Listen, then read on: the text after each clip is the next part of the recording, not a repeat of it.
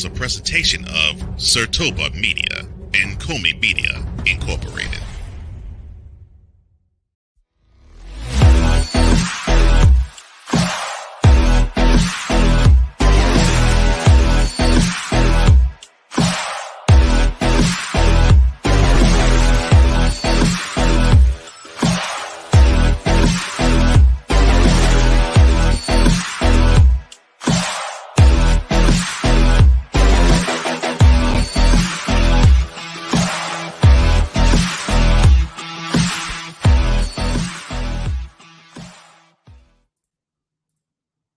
Cardinals rookie wide receiver Marvin Harrison Jr. sued by Fanatics for breach of contract.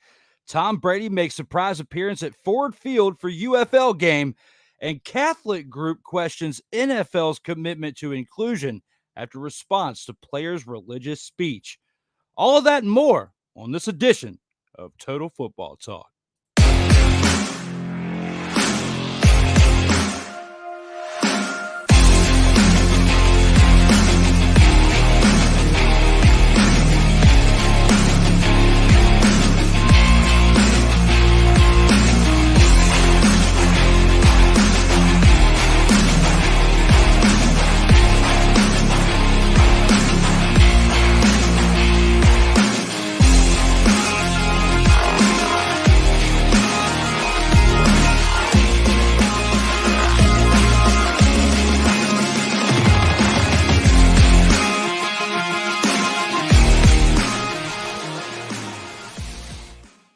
It's that time again. Total Football Talk action is here. I'm your co-host, Drew Willingham, along with the EP of all EPs, Cole Johnson. Welcome back, my brother. Glad to be back here with you another week, another great time with you on the airwaves. Thank you, sir. And every time I hear you say that, it makes me think of Will Ferrell trying to do Harry Carey. I'm trying my best to do your Cole Sports, but I just can't. I know. I'm just not quite there yet. I'm getting there. I'm getting close. I can feel it. It's on the cusp. It's there, but not quite where you're at. I'm just holding it down out here in these streams, my man. But holding it down with you, and I appreciate another one, another 38th. Well, another 38th, another edition, the 38th edition of the Total Football Talk show right here. As you can find us every Monday between this time window right here. And, you know, we got a lot to discuss here on this week's edition. And with that being said, let's go ahead and take this into the opening drive and see what we have to cover from this past week's action. All right, let's go. We got trips, right? At 42, 989. On two. Ready? Ready.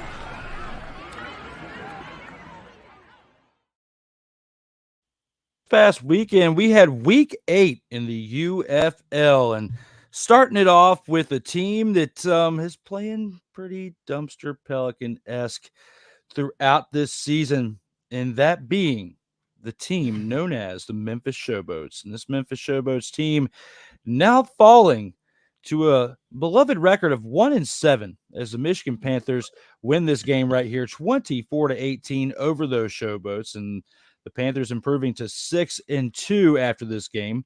But looking at the stats right here, Bryce Perkins, 127 passing yards and a touchdown.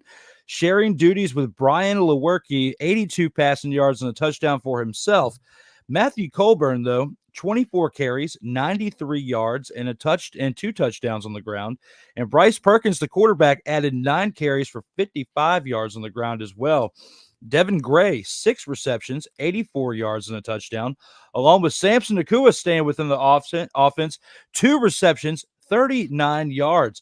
And Kyle Hikatini with a reception and 21 yards receiving as well with a touchdown. Now, for the Panthers defense, though, they were no slouch on the day, which would help them keep this game intact. 4 sacks on the day, 1 interception by Nate Brooks. But the big stat here, I think the reason why this game was pretty close with the Showboats, Kai Nakua did not play for the Showboats in this game on defense. Another factor as well that kept this game close, a man we've been talking about all year long with that golden leg, Cole, Jake Bates, missing a field goal, a 51-yard field goal attempt at that. And, you kept this game to a 6-point game, but Panthers still held on to get that victory. Case Cookus, 179 passing yards, a touchdown, an interception, and 3 carries for 8 yards. Along with Josh Love coming in, 56 passing yards and a touchdown. Didn't turn the ball over, but had 1 carry for -3 yards. Yes, -3 yards Josh Love had on the ground for his carry, the 1 carry, the lone carry on the day. Now, the Showboats, their running backs accrued 40 rushing yards on 16 attempts. No touchdowns, which that right there probably would have helped them, get over the hump had they scored a touchdown on the ground, because they only lost by 6 points. Dawood Davis was the main part of the offense here with 3 receptions, 86 yards, 2 touchdowns, along with Sage Surratt's 5 receptions for 55 yards. Looking at this game right here, Cole, what are your thoughts looking back on how this game transpired to start this week off?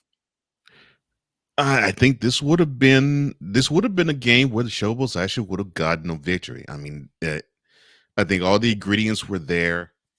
And from the standpoint of the Panthers didn't dominate, and they didn't actually have a point from their sure-footed kicker. So it seemed like everything was all in the cards, except, well, I mean, you can't do jack if you only gain 40 yards and 16 carries. And you also can't do jack if you allow 4 sacks. So to me, the game rested on the defensive side of the ball, especially the defensive line of the Panthers. And the running game for the Panthers. They wanted to make sure that they had ball time possession. They controlled the ball. They controlled the clock. And even though, yes, it's a 24-18 victory, a 6-point margin of victory for the Panthers, obviously with the Panthers, the game plan is they want to control the clock, and they succeeded in doing that. Absolutely. I mean, they were nudging their way through after the first quarter. It was a pretty tight game. It was only 12-6. Going into halftime, they'd only put up a few more points each, as the Panthers were up 18-9 going into halftime. Third quarter was pretty quiet. It was pretty quiet overall, except for the Showboats scoring a touchdown, and that's the quarter where the missed field goal by Jake Bates came into play. That's why the game was only a 3-point game going into the fourth quarter. But the tide shifted as the Showboats would tie the game up at 18 with 8:33 left in the fourth quarter. A touchdown by the Panthers with the mixed extra point attempt would be what ensued after that, and that's what would pretty much end our game with the 24-18 score right there. And looking at this right there, we had some tough games and close games this past weekend. I thought the Stallions game, with the way that their contest was this past weekend, I thought that they were going to be the game of the week, but I'm glad they weren't for another week in a row. I'm glad we had what we had this week, because we saw some pretty good action overall through the UFL. Yeah. To me, it looks like it's been the best week in terms of action thus far. And I think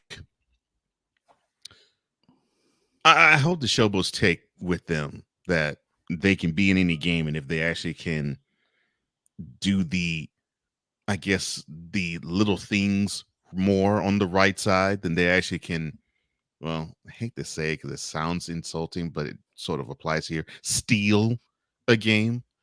And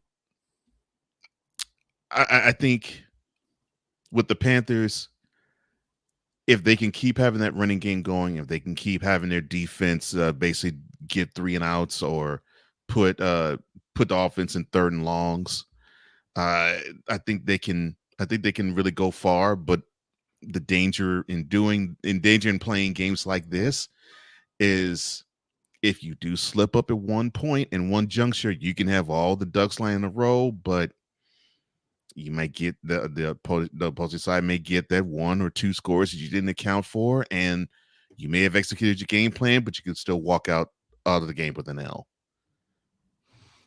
He said it, and we must play it.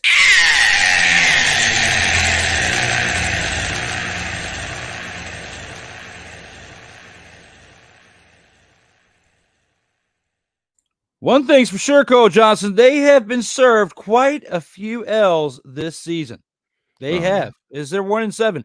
But we have to give it up for the 1-7 teams here in the UFL as they are not quitting. They are scrappy. They are still coming out each and every week ready to fight out here on these fields. Good. And with that being said, we got some other games we got to cover. Let's go ahead and take it into the next one here on the Gridiron Scoop, aka the opening drive. Gotta love it. Gotta love it. Looking right here, the Houston Roughnecks. In this graphic right here, the Houston Roughnecks hanging tough with the Birmingham Stallions right here. 1-7 team by the end of it is they only lost by 7. But the Stallions, the big thing here, the big topic is they are still undefeated on the season through 8 consecutive weeks, 15 consecutive wins dating back to last year, and 2 consecutive USFL championships, going for their first UFL championship in a 3rd consecutive championship winning season. Now, Adrian Martinez, 173 passing yards, 3 touchdowns, an interception, along with 6 carries for 44 yards and 2 touchdowns on the ground, 5 total touchdowns. Cole, this kid is making a huge case for MVP of the league. Yes, right here, especially for 5 touchdowns in this past weekend.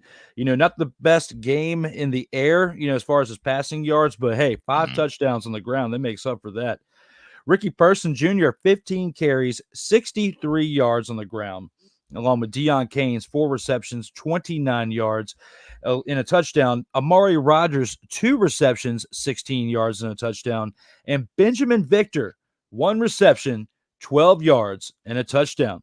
The Stallions defense, 2 sacks, a fumble recovery, an interception by A.J. Thomas, basically helped get the leg up over this Houston Roughnecks team. A 1-6 team coming into it, falling to 1-7, but put up a great fight in this game as they had lackluster quarterback play, but Reed Sinet for the Roughnecks, 99 passing yards, a touchdown, an interception, along with 1 carry for 8 yards on the ground. Nolan Henderson, though, 97 passing yards, 9 carries, 34 yards, and a touchdown. He did contribute towards the offensive production. Kiki Chisholm still stays alive, 7 receptions, 80 yards, along with Justin Halls, 4 receptions, 73 yards. Braden Bowman, 1 reception, 2 yards, and a touchdown, along with Mark Thompson's 11 carries for 54 yards and 2 touchdowns is what helped keep the Roughnecks in this game. Looking at this as a whole, Cole, I mean, what are your thoughts when you think of a 1-6 team coming into this game and putting them a great fight like they did against a team that's undefeated and hung tough all the way through and through to the end? Oh, we're hanging tough. Oh,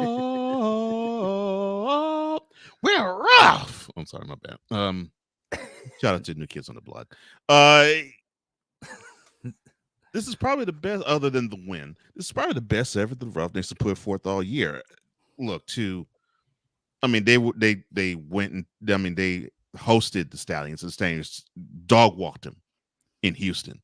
So to go to Birmingham and actually put up a good fight, that actually saying something. So they may have actually something in Houston that they can salvage. Now, what they can salvage, that's a whole different story. But if you can hang 28 on a team like the Stallions and make it close like they did, man, that's well, half. Man, you actually might have something here with the Roughnecks. And all right, Stallions, you may have been reading too many press clippings on your side. So other than Martinez,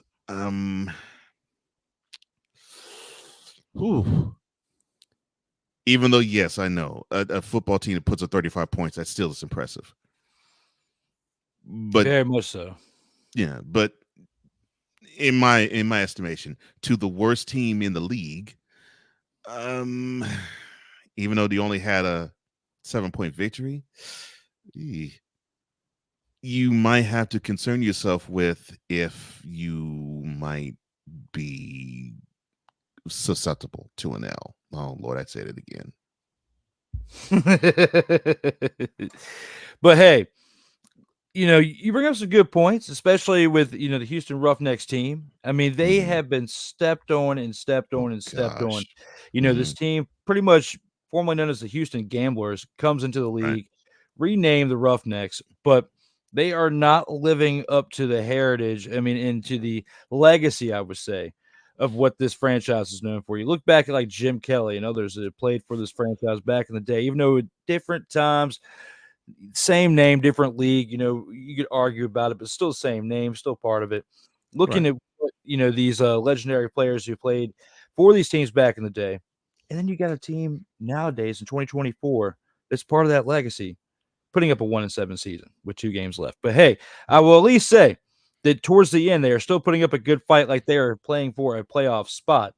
And I think it's mainly because these players that are on the teams that aren't doing so well, they still are hoping to put up some type of highlight reel to get noticed, to get invited to a camp somewhere within these 32 teams in the league, in the NFL. So one way or another, they're playing for something, whether they like it or not. They may not be playing for a championship trophy or a few extra bucks, but they're playing for something. So, But shout out to those of you in the chat right now. Melvin Turismo says, "Afternoon, fellas." Afternoon. What's up, Melvin? 6 says, "Good morning, good afternoon, good evening, and good night," as he always is coined for saying out here in these streams. And as always, whether you're watching on COMI Media or on SIRTOBA Media, please subscribe now and never miss out on new content. And Mick says, "Stop singing." I guess Mick does not like your singing out there, Cole. I disagree with you, Mick. I like Cole. Thank you. I vote for him to keep singing, because I saw your comment. I was like, "Got to slow it down out here. Got to slow it down." That's right. But here it is, guys. This is the second game of the weekend right here. A game that I thought was going to be the game of the week until we saw a game that we're going to cover here in just a second. We're going to keep on going through the opening drive and take it on to the next one. Here with the next one. You know what's coming, Cole. We had a short last week on this man, but we'll wait a second to talk about him. But first of all, his team, the San Antonio Brahmas, get the game right here, 20-15 over the Renegades, narrowly winning. But hey, backup quarterback Quentin Dormady is still hanging tough. 320 passing yards on the day with 2 touchdowns, 3 carries for 13 rushing yards. But the big story, I think, along with that, I say the co-story would be Anthony McFarland, 3 receptions, 118 yards receiving on the day with 2 touchdowns as well. The 2 touchdowns that Dormady threw were to him. Yeah. So Cody Latimer also almost had a touchdown, but it was called back to the offensive pass interference. But he had 6 receptions, 116 yards on the day. Now, here is a story. Here's a story that you and I have been talking about for several weeks, many weeks during our 38 weeks here on Total Football Talk, primarily over the past 2 months. And that is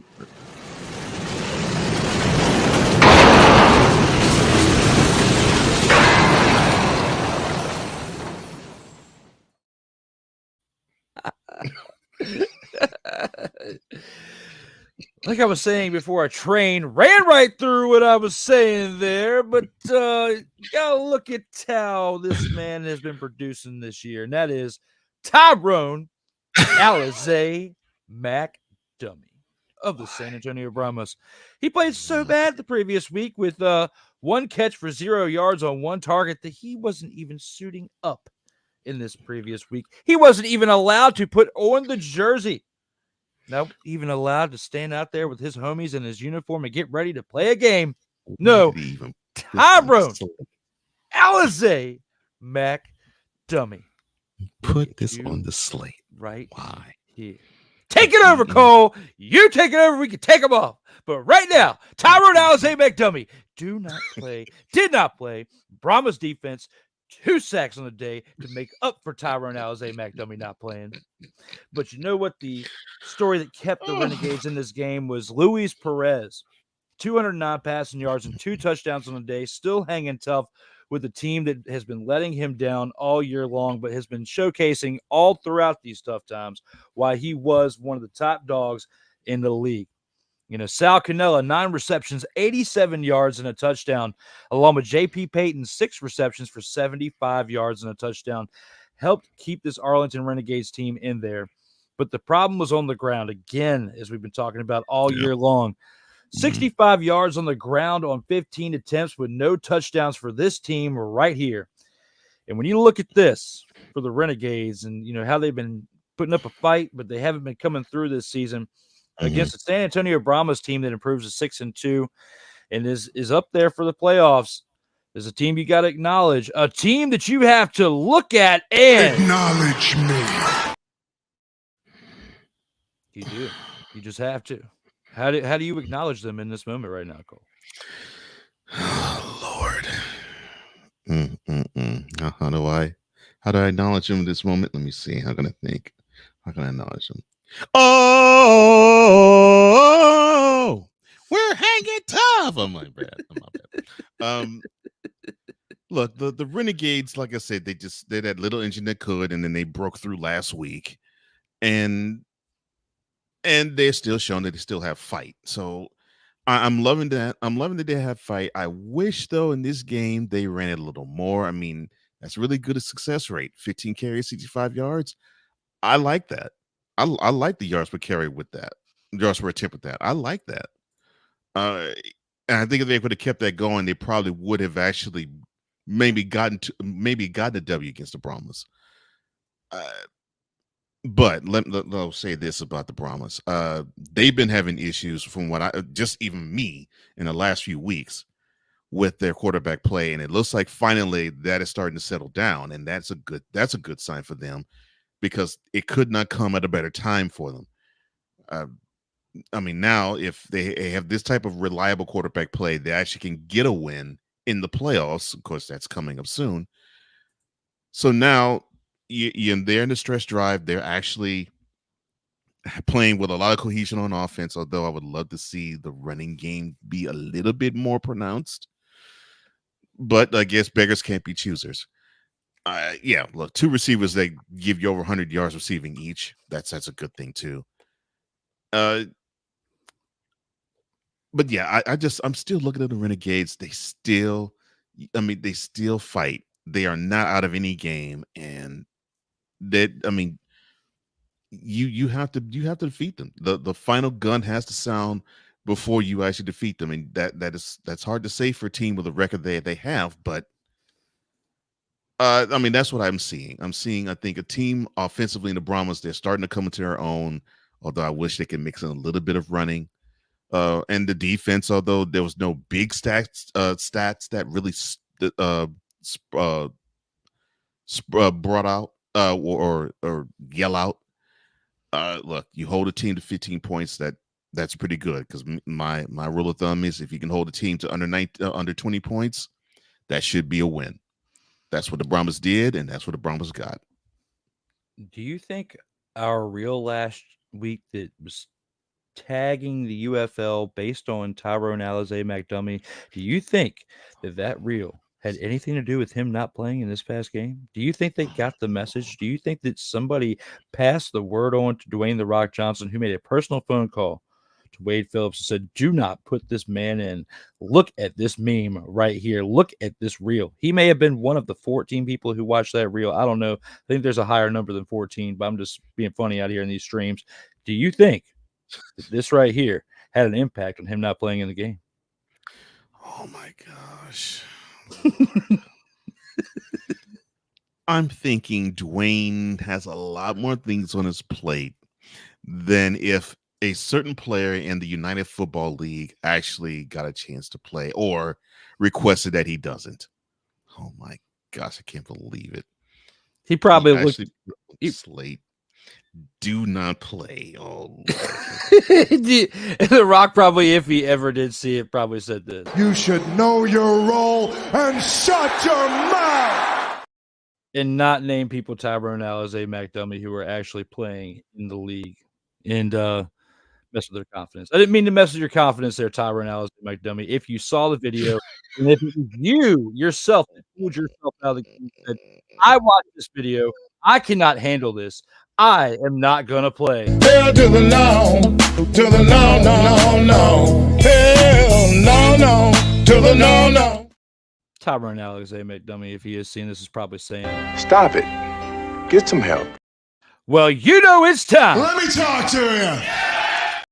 Tyrone Alizé McDummy, how does it feel to sit on the sidelines and know for consecutive weeks, whether you get a catch and you don't get and you get 0 yards, it doesn't matter because your team is going to win without you, Tyrone Alizé McDummy. You need to get together right now because you are currently on the sidelines taking the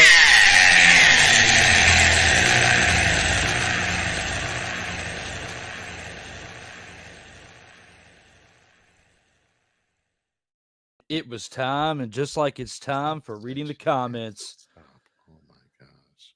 This one's Okay, here we Cole. go.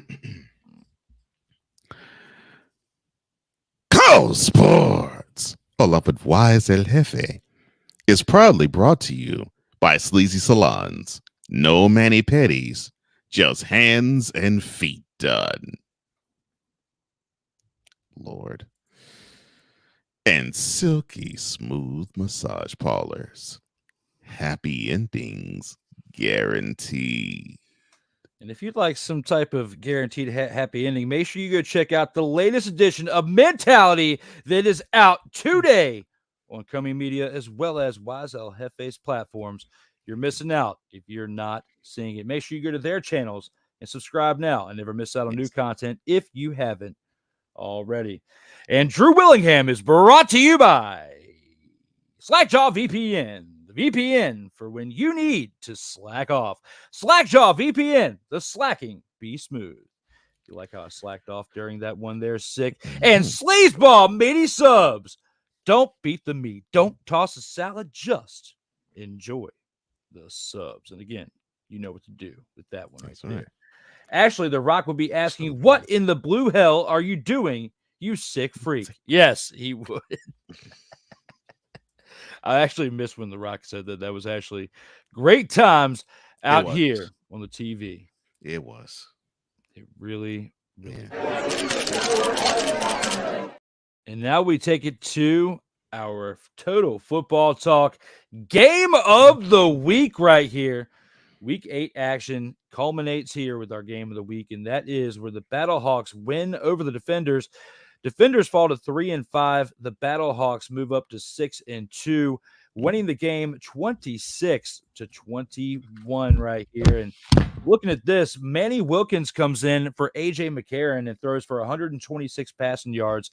On the ground, though, he gets 12 carries for 79 rushing yards.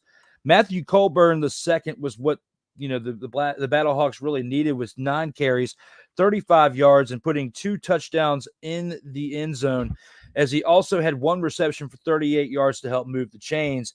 The Battlehawks defense, 2 sacks. I mean, they had kind of a quiet day, but overall, it was, the overall team effort that helped get them over the hump here. Jordan Ta'amu, though, was another thing that really hurt them.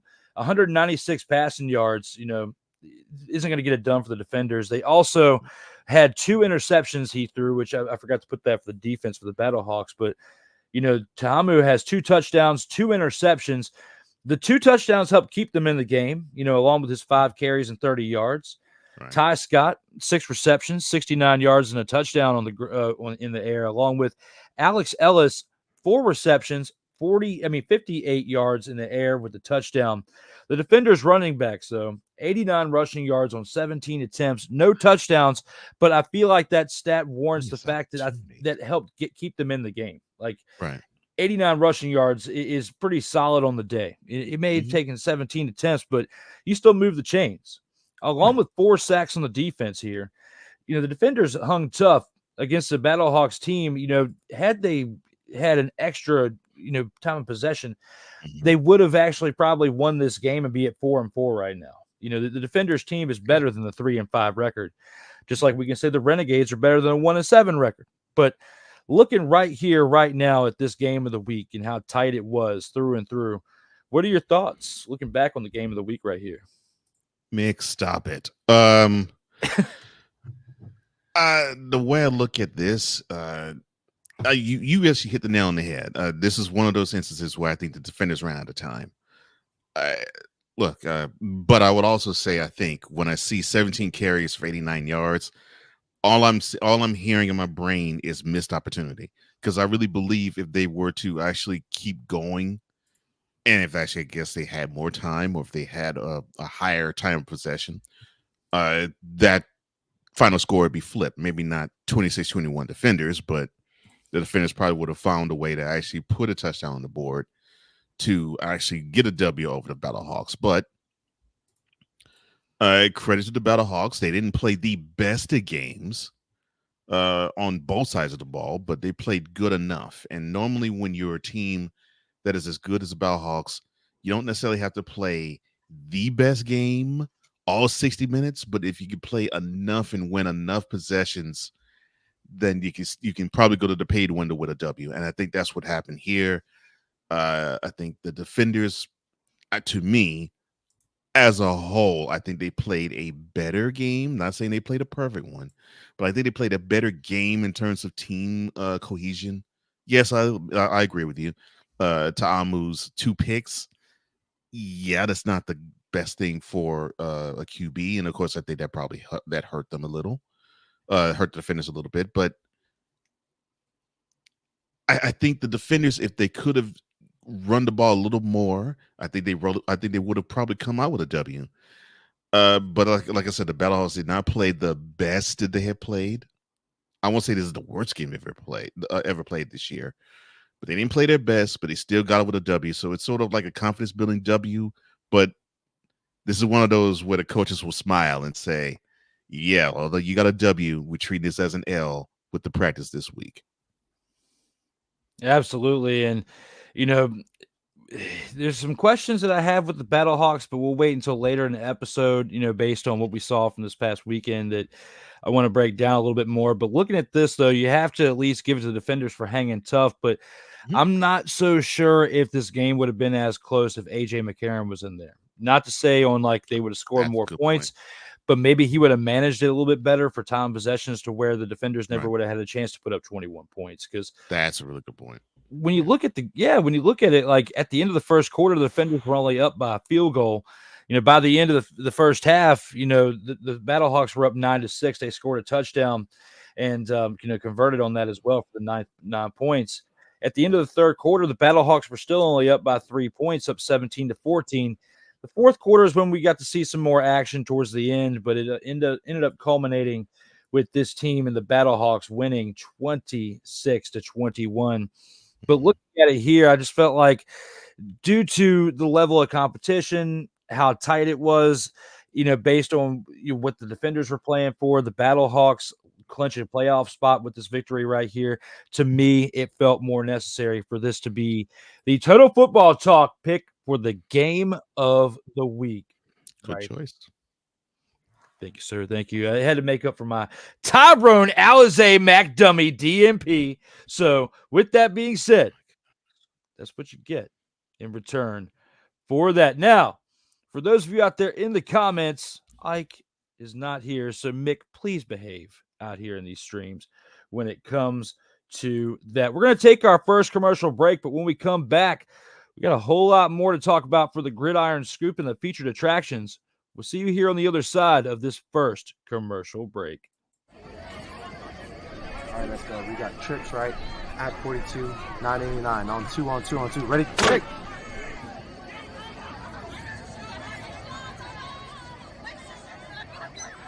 We're just getting started. Total Football Talk will return right after this. Whether it's news, the largest egg producer finds bird flu in chickens at a Texas plant, weather, devastating tornadoes rip through the heart of the United States, inspiration, a breast cancer survivor completed the journey of chemotherapy, and now begins a future one of matrimony or sports. Michael Jordan is shown on a photo with Diddy. LeBron James has a video extolling the virtues of a Diddy party. This has been yet another Beating a Dead Horse presentation. We got you covered. BS3 Network proudly presents The Morning Shift with Cole Johnson, live every weekday morning beginning April 29th at 8 a.m. Eastern, 7 a.m. Central.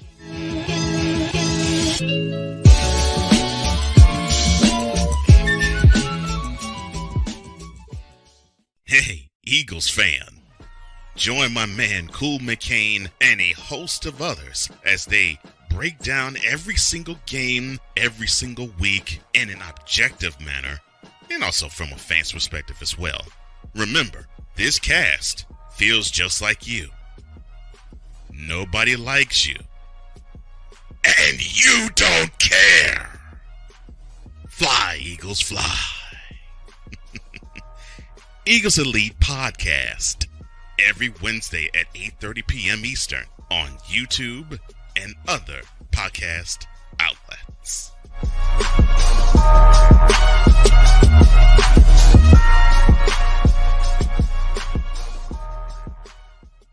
Everything Boston. I love you morons. New Kids on the Block, New Edition. Dear whatever the law firm is. Sincerely, the U.S. Supreme Court. Ben Affleck, Matt Damon. Go yourself again, Jason.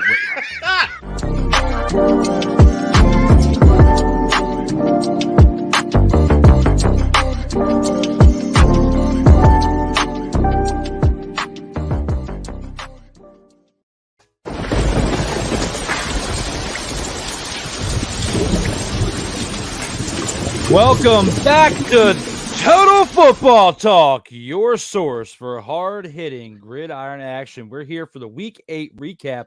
Battlehawks clinch playoff berth without A.J. McCarron for episode 38 of our show. Right here, when it comes to the things in football. And we already went through the opening drive. We got to take this into the gridiron scoop and see what we have on tap for this episode.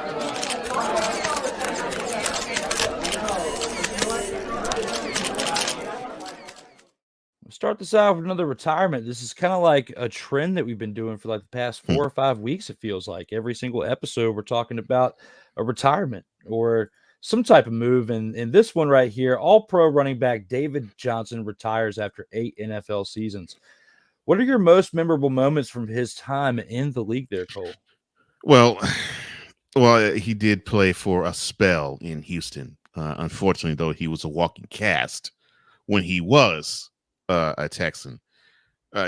What he was basically to me was he was sort of like the Cardinals' answer for Todd Gurley. You know, he was the guy that was supposed to be the 3-down back who could steal out the backfield, you know, get you 4 or 5 catches, and stress the defense, of course, with the running back involved heavily in the passing game. Well, shout out to you, Marshall Faulk, for basically being the person who actually did make this possible, and then LaDainian Tomlinson extending it.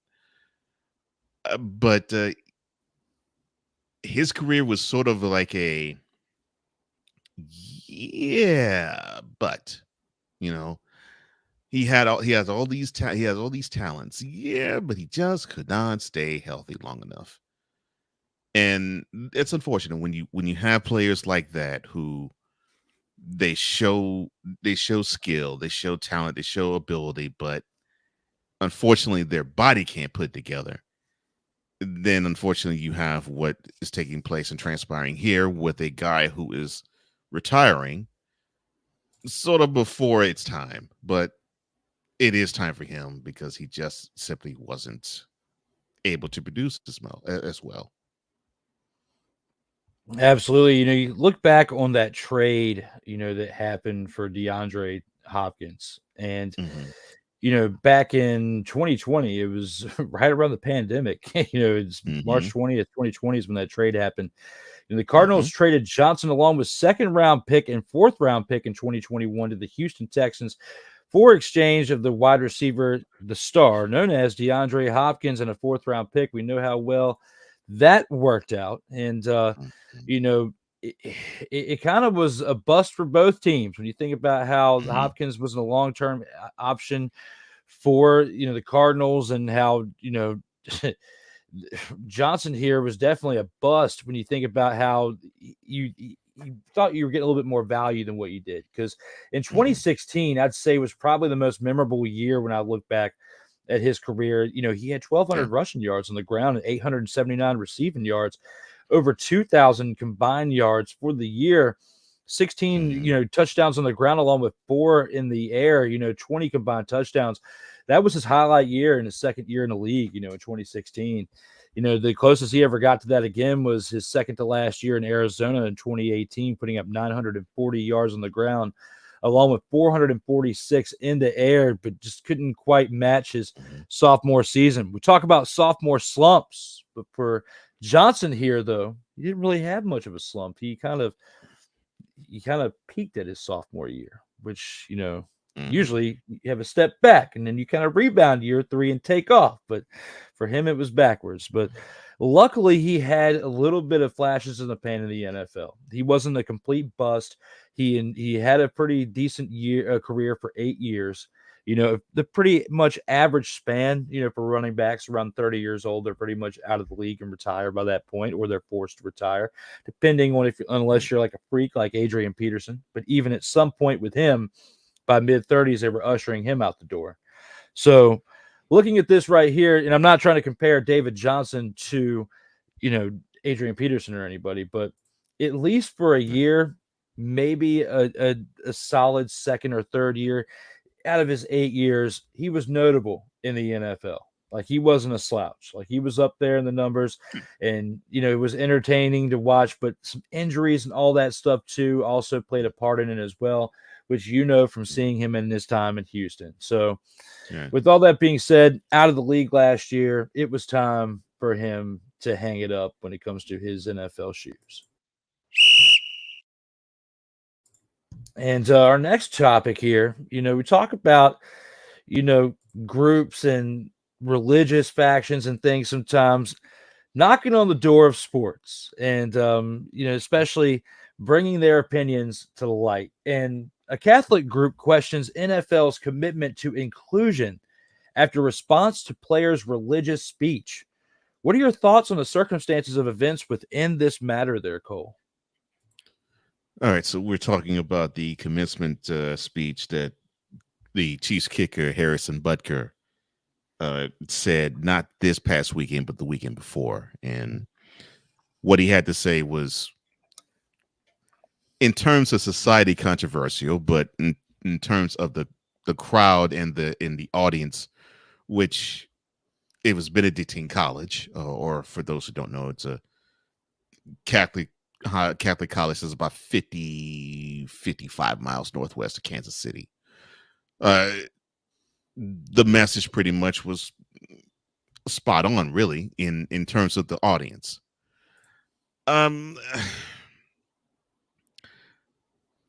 I want to say that the Catholic group has, well, of course, they have the right to actually voice this. But I think what you have to understand is that there's inclusion and then there is capitulating. You don't ever want to have people capitulate to certain things. But to include something which, from what I can understand and ascertain, a Catholic, a person who is who actually practices Catholicism or is a Catholic member by faith, they still can play the sport. We have a whole school. Actually, we hold 2 schools in college football that are proudly Irish. Proudly Catholic, in Boston College and the Fighting Irish Notre Dame. So in football, you don't have that issue. In the NFL, there isn't an issue with that because, like I said, Catholic players aren't banned from playing. So, that doesn't really fly. Now, with the speech, I'll put it like this. I work for a conglomerate. In fact, I work for a national media conglomerate, USA Today, and there's a lot of things that I represent. There's a lot of things I could say, and there's a lot of things that I can espouse upon.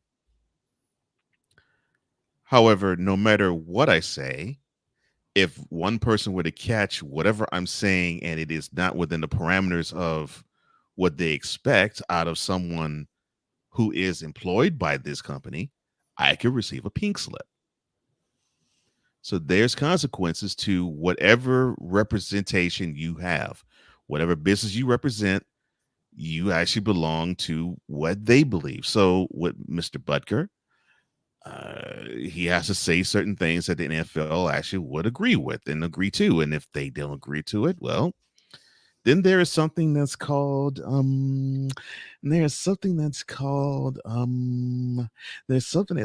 conduct detrimental to the league. And unfortunately, that is what you have here with Butker and the NFL. Now, congratulations. I'm glad, Butker, you have the hottest selling jersey in the NFL today. That's great. It's unfortunate why you have it, but I'm glad you have it. But you have to understand that when you represent a company that is bigger than you, there's times that you will open mouth and insert foot, even with the beliefs that you have. Period. Do you think this was like a pre-planned publicity stunt? Like this was something that might have been on purpose to potentially increase those sales in jerseys potentially? I wouldn't put it past Butker. It may be. But I mean, of course, you've had to know that the NFL has a lot of in the fan base that believe in what he believes, and yeah, I there has to be some bit of calculation of, all right, so if I walk this controversial line where, even though this is what I believe, but I still walk it, I might benefit from it. Oh, he's done it. And there you go. Don't put his foot in his mouth. And there it is with that one. When it comes to the next one, NFL experts think that Raiders rookie tight end Brock Bowers will be a dangerous offensive weapon. Are you buying the hype this early into the 2024 offseason? Okay, so when they say future, is this 2024 or is this basically saying, well, okay, well, maybe 2026, 2027? And I say it because I liked what I saw with Bowers at Georgia. And for those who don't know, he was a tight end at Georgia. And in the championship year, well, actually both championship years, but I think he started the second championship year. And of course, he started last year when they got bounced in the SEC championship. And their end of undefeated season went all to smithereens. He has talent, but I think he lacks the burst that you would like to have tight ends have in today's game. From the standpoint of he has hands and he does come from a program that loves to run, so that means that you have a tight end that can block. Now, if they're talking about that, like the total overall skill set of Bowers, they may be onto something. But if not, maybe not. And of course, we have to understand this is a team that is owned by Mark Davis. And so any type of hype that he heaps upon people is just that hype. So but this is the same team that thought Jimmy Garoppolo was going to be the guy to lead them to the playoffs. Where is he now? Back up in LA. That is where he is at in this moment. But you bring up very, very great points with that. And, he's got a long road ahead, but from what it sounds like, they're making it sound like he's going to make an immediate impact. And you still 100% don't know who's going to be leading charge. I mean, yes, you brought in Uncle Rico, and you got Aiden O'Connell, and you got some other options back there too. But it looks like Uncle Rico, U of R, Uncle Rico is going to be the man back there at your helm at quarterback. And is he going to throw the ball and sling it to Brock Bowers? Is he going to be more of a blocking tight end? I mean, looking at what he did at his time in college, I mean, he played for the Georgia Bulldogs, a team that during that time, he's a two-time college, CFP national champion, right? And during his time in college, he put up some pretty solid numbers, but his numbers regressed in 2023. He had 882 yards his first year, 942 receiving yards his second year, down to 714 yards and only played in 10 games. Looking at that, he also only had 6 touchdowns, a drop off in all numbers for 2023, which is why his stock dropped a little bit. His draft stock dropped. And looking at that and thinking about it, it speaks volumes. And that's in college. This isn't even in the pros yet. So you're going to a team like the Raiders who have a lot to prove. You got AP coming back. Antonio Pierce is your head coach. Now it's solid. He's no longer the interim.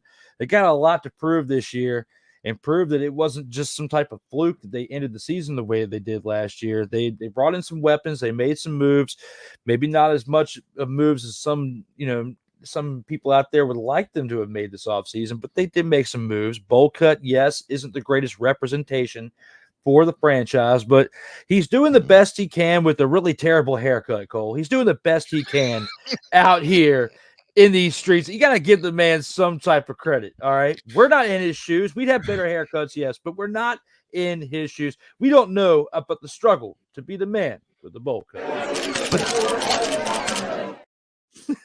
Doesn't he have to represent a tribute band member to the Beatles? I'm sorry, my bad. He's 60 years too late. He's just a little too late there, Mark Davis. You gotta jump with the times on the haircuts, brother.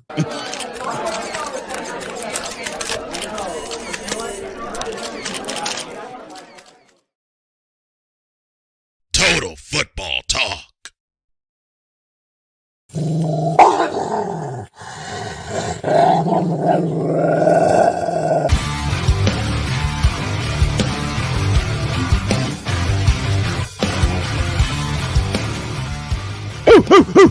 Where my dogs at? It's time for the dog of the week, the grand champ pick of the week. And to start it off first, we start with Cole to see what he has to say for his grand champ pick of the week.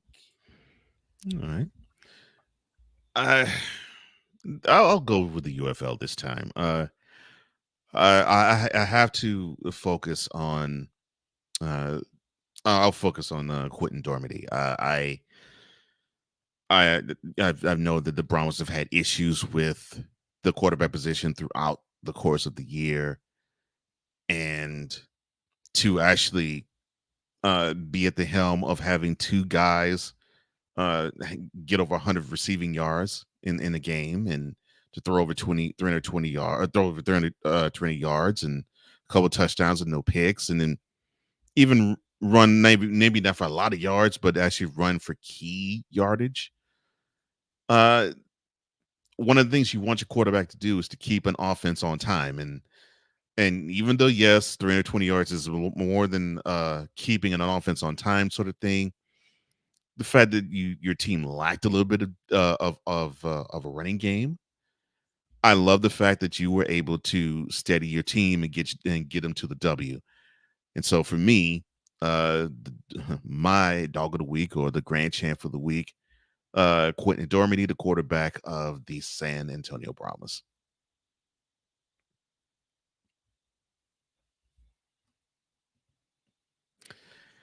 And I'll try to make out what Drew was saying. Drew was saying, "Oh my, did it again." Click that mute button. My apologies, but as I was saying before, the mute button rudely muted me right here.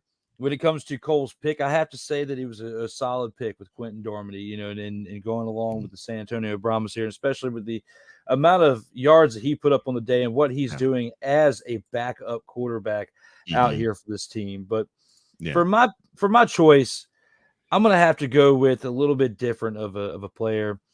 And because you left it wide open, I gotta select this player. This week I'm gonna have to go with Adrian Martinez. And there's been Good some job. weeks where he's had some really great games that I've left him off the list.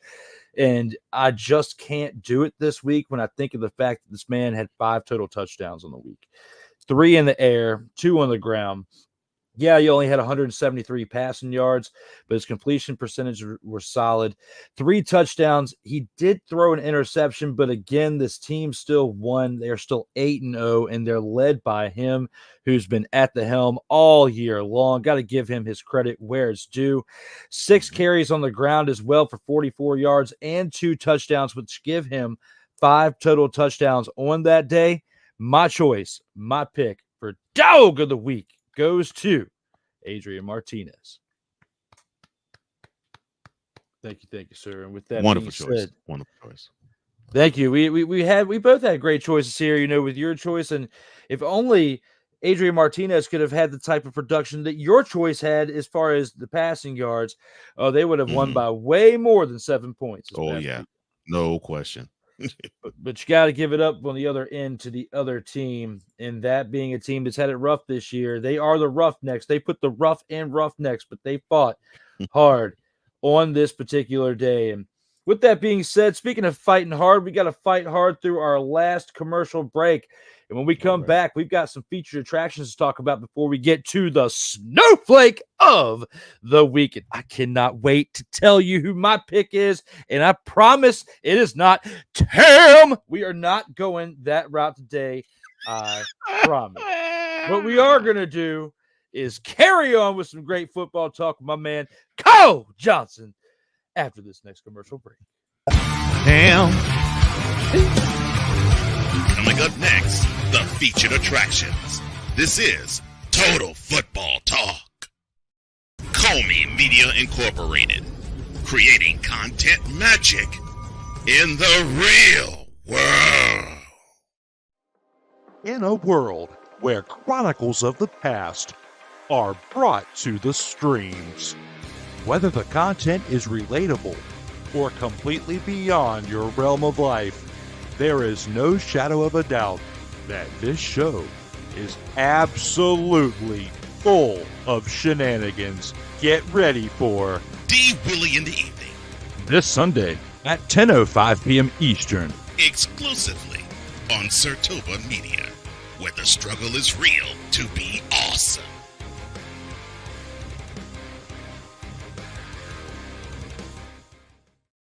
Hey, ladies and gentlemen. Hey, look. Hey, stop playing games. Y'all already know. Go ahead and toss him some Willie bucks. Ain't nobody playing around. Hey, $, D Willy 87. Go ahead, hit him up on the Cash App, and go ahead and give him some Willie bucks. Look at Drew looking stoic, ladies and gentlemen. Stoic on that $10 bill. So go ahead, slide my man over some Willie bucks, and we good. That's all I'm saying. We good. How about some Willie bucks? SIRTOBA Media, where the struggle is real to be awesome. Oh, yes.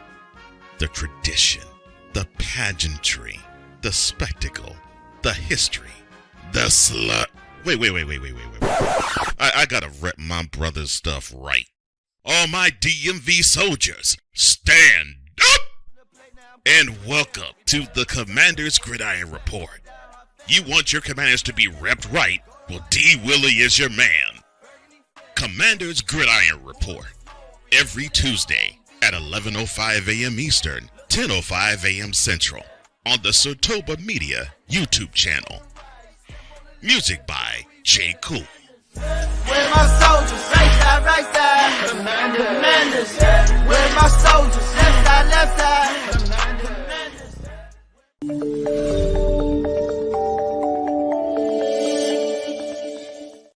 Welcome back to Total Football Talk, your source for hard-hitting gridiron action. We are back as we have finished covering the recap of Week 8's action in the UFL as the Battlehawks clinched a playoff berth without A.J. McCarron for this 38th edition of Total Football Talk.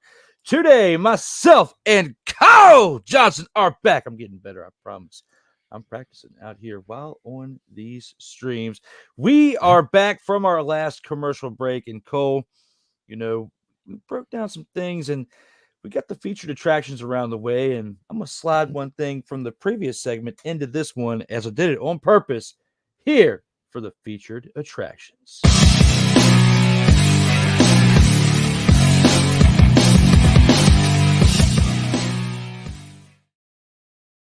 Speaking of which, the thing that decided to slide right on in, many NFL teams will be forced to cut veteran players before the start of the 2024 season to save cap room and afford opportunities to others. Which notable veteran names do you see as possible options at disposal?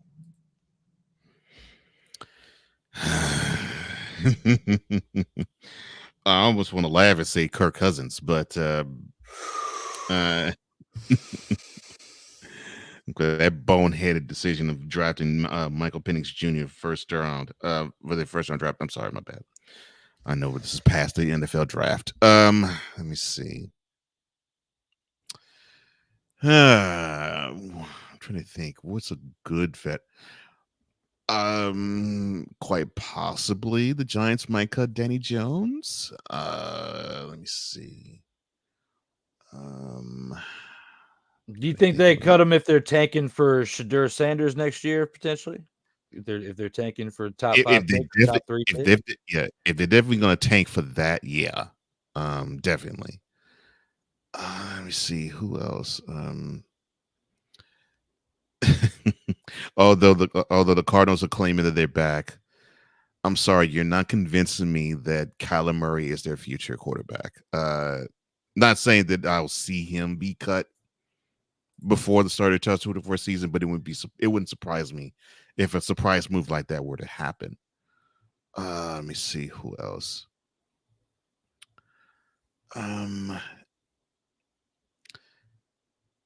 The only other decision that would probably make me say, wow, they actually going to make a move like that would be,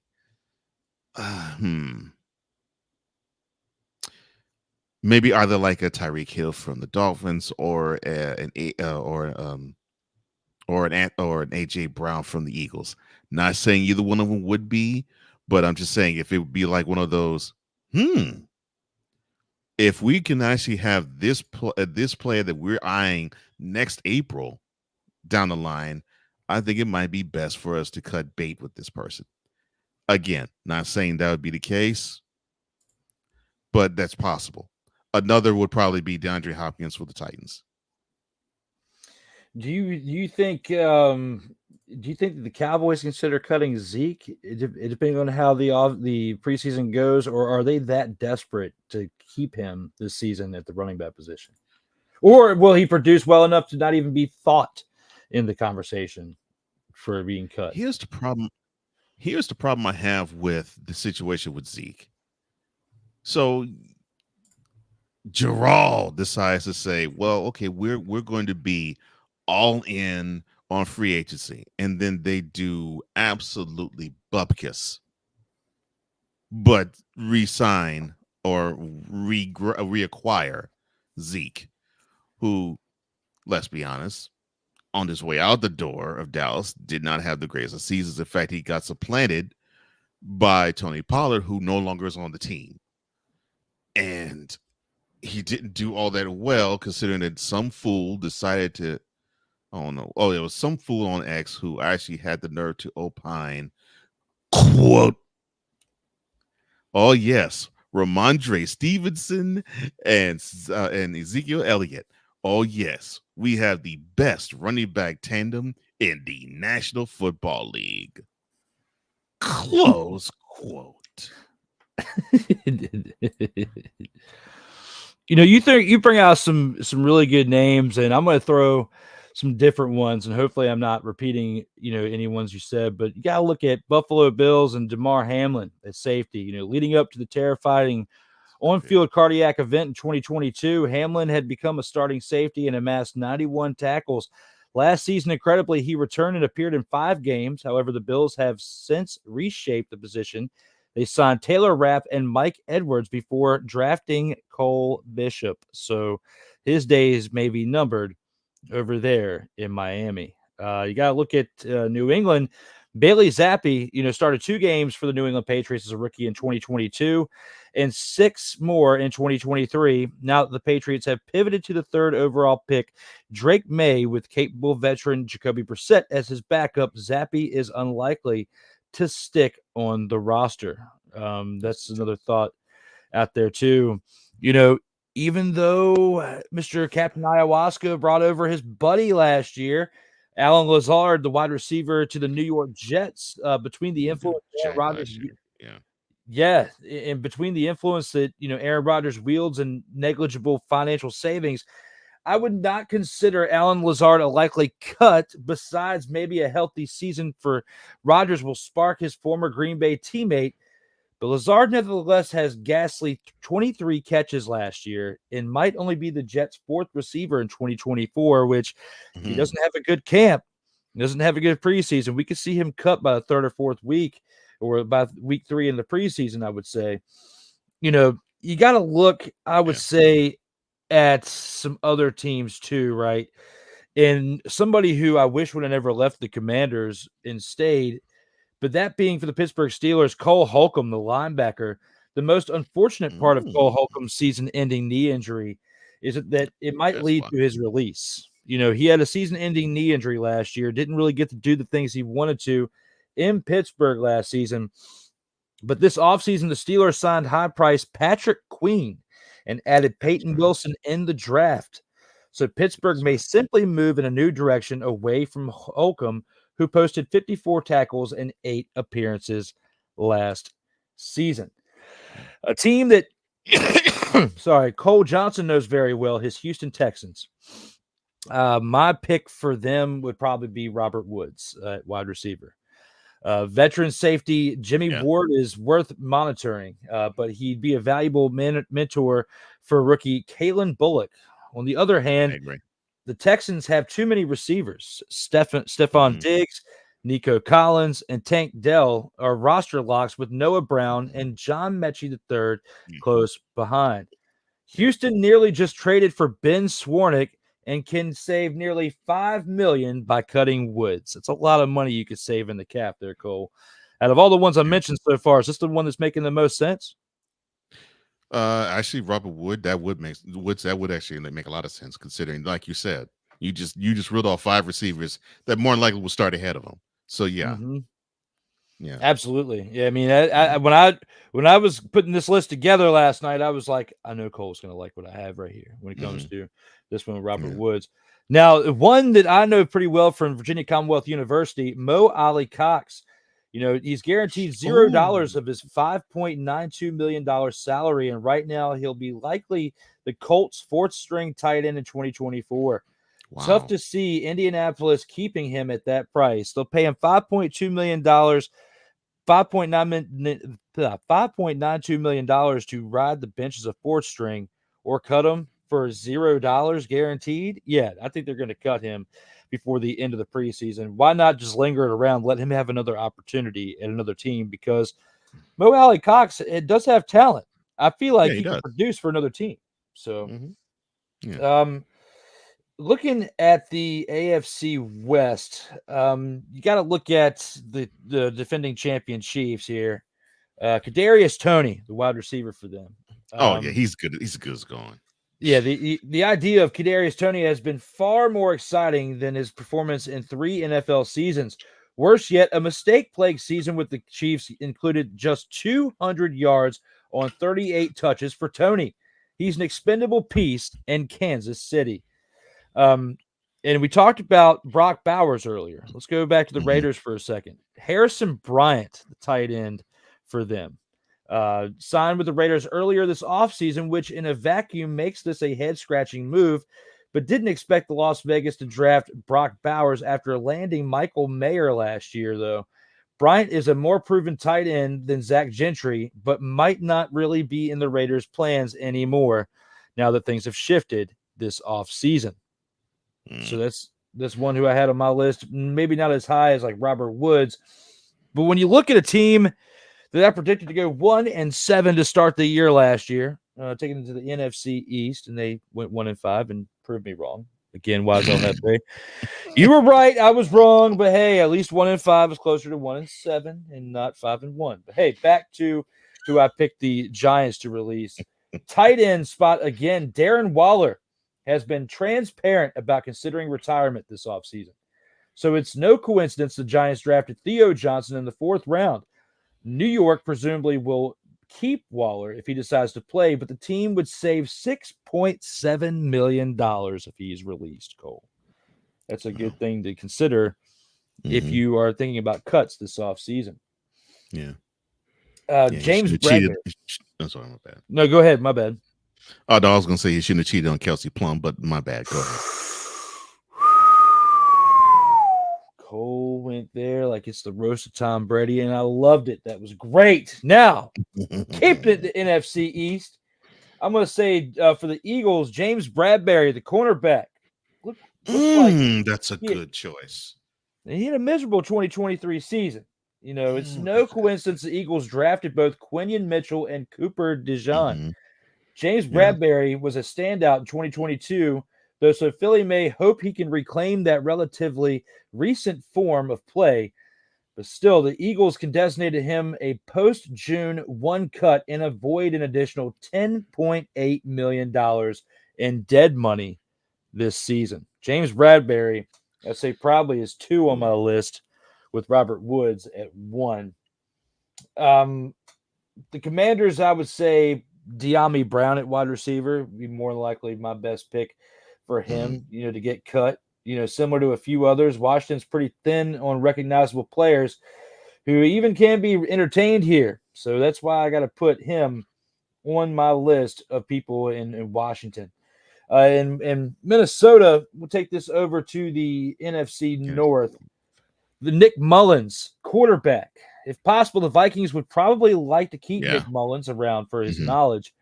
But the problem is Minnesota signed Sam Darnold in free agency, drafted J.J. McCarthy, and still has Jaron Hall, who realistically might not be safe as a hopeful stash on the practice squad.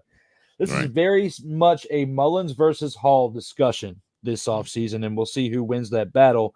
One of them is going to be gone this offseason between those two quarterbacks. That's this one is one that kind of brings a tear to my eye a little bit in the NFC South, one who used to be part of the Washington Commanders, and that being Taylor Heineke, the quarterback for the Atlanta Falcons. And it doesn't really make much sense to keep Taylor Heineke when you think about the moves they made this offseason. Since he already agreed to a restructured contract, Taylor Heineke has a logical path to another year in Atlanta. He may legitimately be content as a handsomely paid reserve, too. Still, the Falcons signed Kirk Cousins and semi-controversially drafted Michael Penix Jr. in the 1st round. Heineke is neither a stopgap starter nor the perceived backup.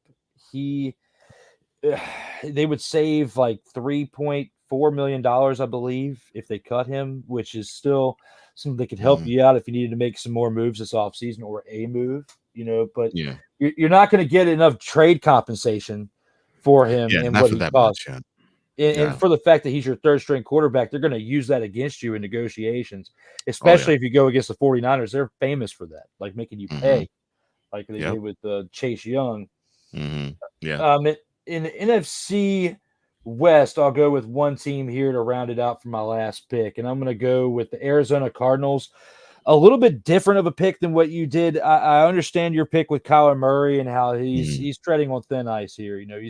He came back last year, recovered from his injury. We got to see some highlights. This is, if he doesn't have a solid year this year, I'd say it's over for him too. But we won't see him cut during the offseason, I don't think, or I agree. before the season. So as much if he keeps sticking to Call of Duty and keeps playing like he has been, and goes to Kyler Duty mode, then I'll be with you if he's playing that bad in preseason and he needs to go.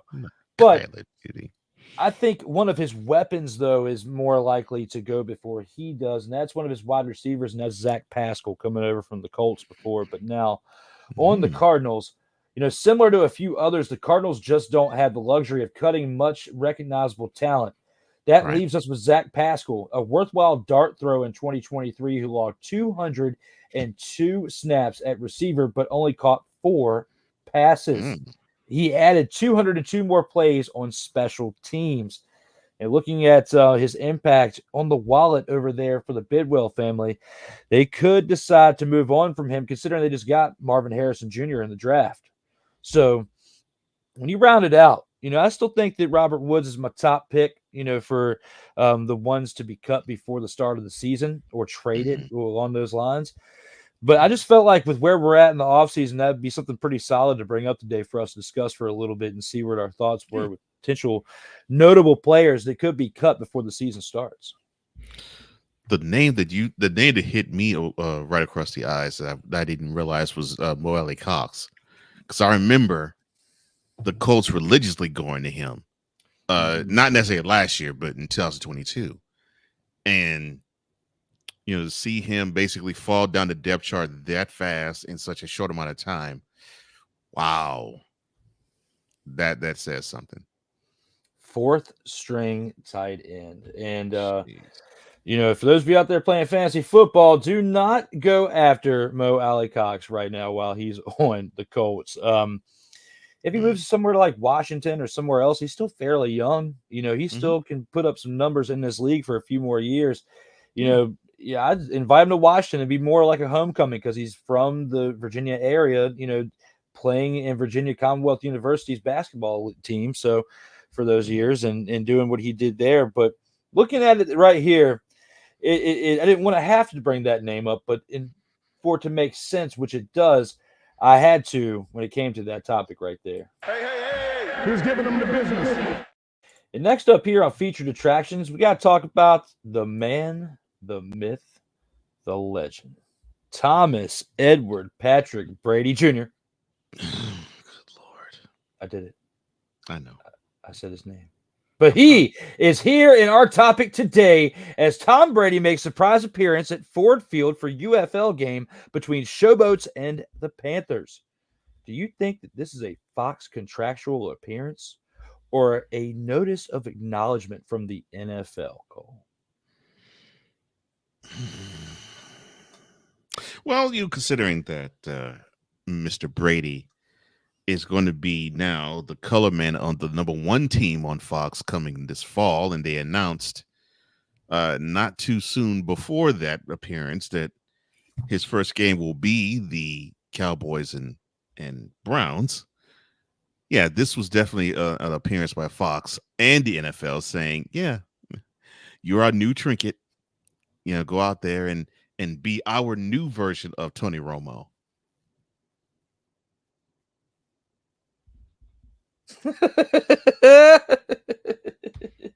Lord have mercy.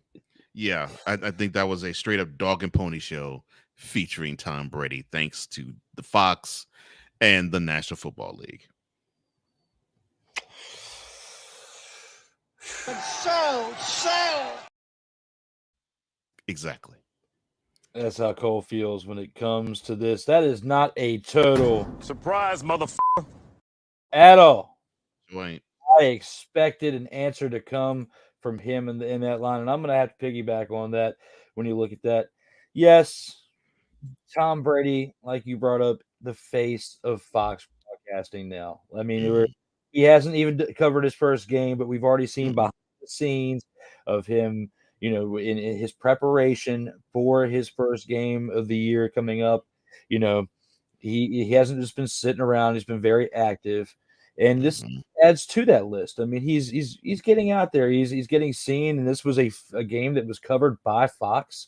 So, yes, it's basically falls along the lines of him doing that. Does that mean that we're going to see Tom Brady cover UFL games? I don't think so. For one, UFL's popularity would need to surge and would need to be big across the entirety of the league throughout all 8 cities rather than just 1 or 2 or 3 of the 8 and having mediocre attendance throughout the rest for Tom Brady to consider covering a game for this league.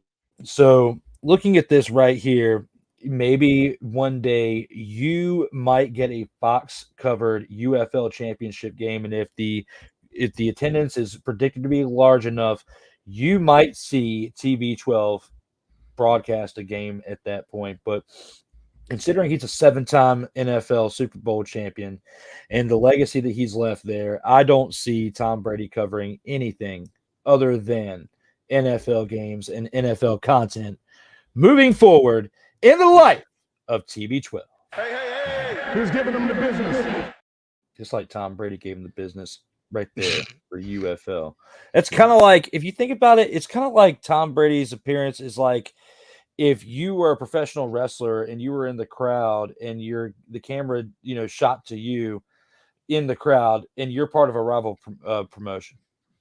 Like, and you're on the rival promotions television being featured in the crowd. It's kind of like that, but a little bit more in depth. This was more to do with Fox. If Tom Brady had nothing to do with Fox, I don't think we would have seen him out there on that field this past week. Who's giving them the business? What'd you say, Cole? You broke up. Probably not. You said probably not. I said probably not. Yeah. Probably not. That's how we gotta see it when it comes to old TB12 out here in these streets. Moving on to another, UFL topic here. As the St. Louis Battlehawks clinch playoff berth without AJ McCarron, our top story of the day. Can this team contain or sustain consistency of success to finish this season strong without a star quarterback in McCarron?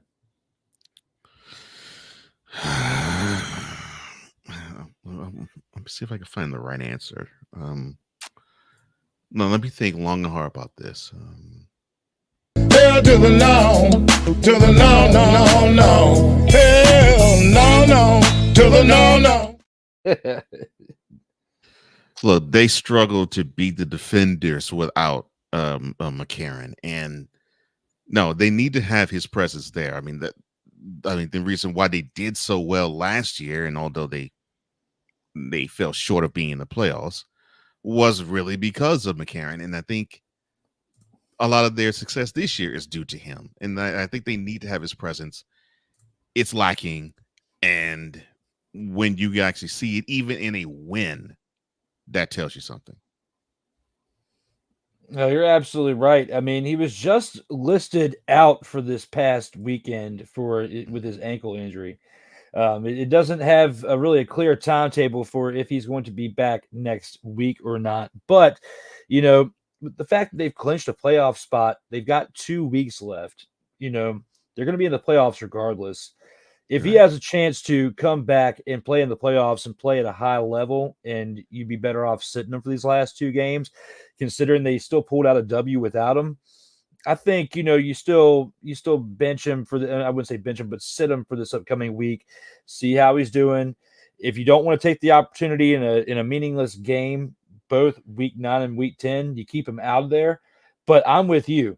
I do not think that they can sustain consistent winning and consistent production without him, because like you said, they wouldn't have gotten as far as they did last year without him. They were missing a few pieces, which held them back to advancing last year. Now we've seen what they've done this year with him, even up to this previous week, before he was, wasn't in this game. They wouldn't be in the position that they were to clinch the division, like you said, if it wasn't for him. And with, he's been in discussions for top 3 to top 5 MVP of the entire league all season long.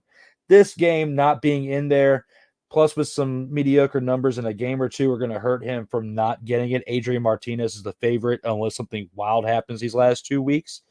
But McCarron is the centerpiece of this team when it comes to the leadership, and especially on offense.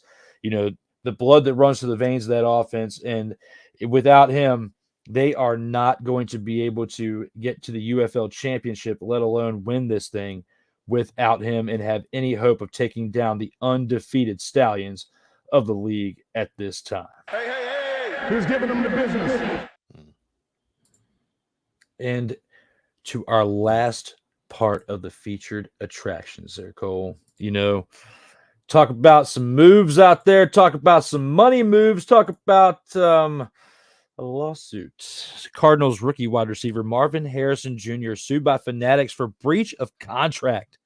How much will this situation impact his offseason leading up to training camp? Considering he has a Hall of Fame father who plays the same position, I think it won't affect him that much. Now, it will definitely affect his wallet. And it makes me think now, so is this going to be something we have to look forward to now that players can get NIL deals in college? And I say that because the NFL basically, when you're on a team, you belong to that team. And so some of the things that you could do in college, you probably can't do in the NFL.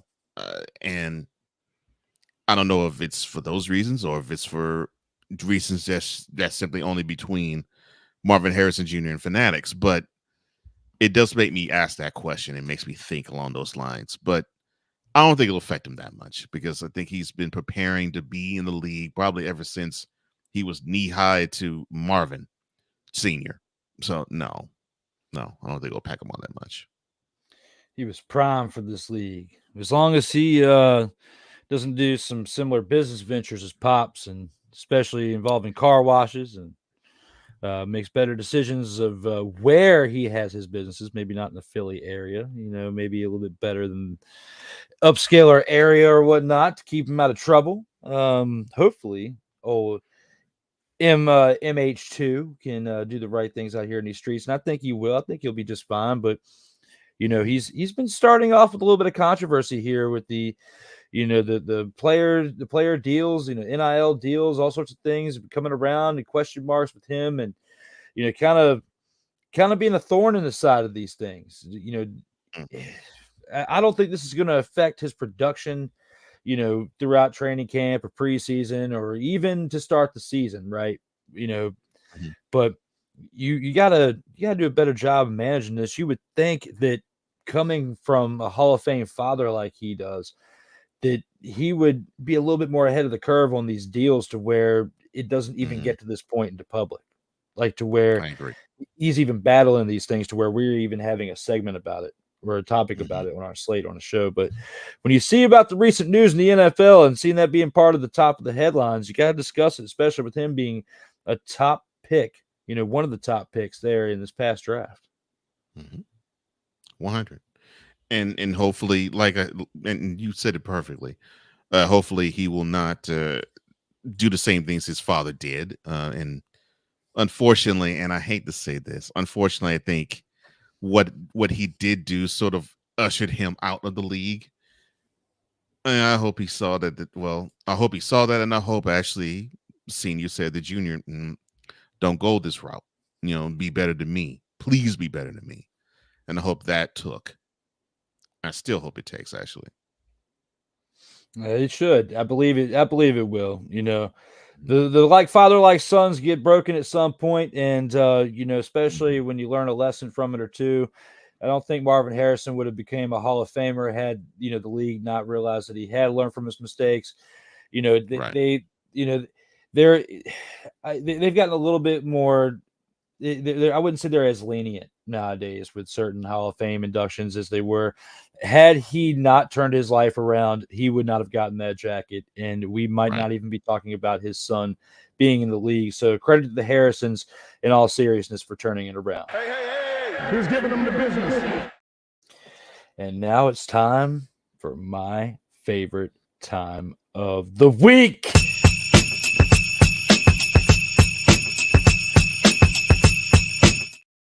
It is time for the Snowflake of the Week pick. And for his pick going first, let's see what Cole has to say. There are times in a sports fan's life and in a time in a team's life where you want to make sure that they do the right thing, that your team does the right thing. And that you want them to make an example out of someone who runs afoul of the law. Unfortunately, our current reigning, defending, back-to-back Super Bowl champs have not. And the Kansas City Chiefs, they decided to open their arms, in the arms of angel. They decided to open their arms wide for one Rashee Rice to be in their OTAs. Now, for those who are unaware and need to be caught up to speed, this guy decided to use an interstate in Dallas, and that is as though he was filming the Fast and the Furious on it. And so, yeah, he was racing with another vehicle, high speeds, traveling as fast as almost 120 miles an hour in doing so before decided to crash the car, and now he is charged with one count of aggravated assault, one count of collision involving a serious bodily injury. Oh, and not 1, 2, 3, 4, or 5, but 6 counts of collision involving injury for his involvement in a 6-car crash on said freeway. Oh, and I forgot, he fled the scene. And Dallas PD had this. Dallas PD said, "Oh yeah, there's a car that actually belongs to Rashee Rice, but he wasn't at the scene." That was March. We get to April. I'm sorry, we get to May. And the dude now is also a suspect in an alleged assault that injured a man at a Dallas nightclub. So, you have a guy who, yes, he was coming into the season the number 1 wide receiver on the squad. I mean, there was no other way around it, obviously. I mean, you had, the only other pass catcher that was greater than him would be Travis Kelce. And so here he is. He now has a ring that he could sport because, he, in his rookie season, got a ring.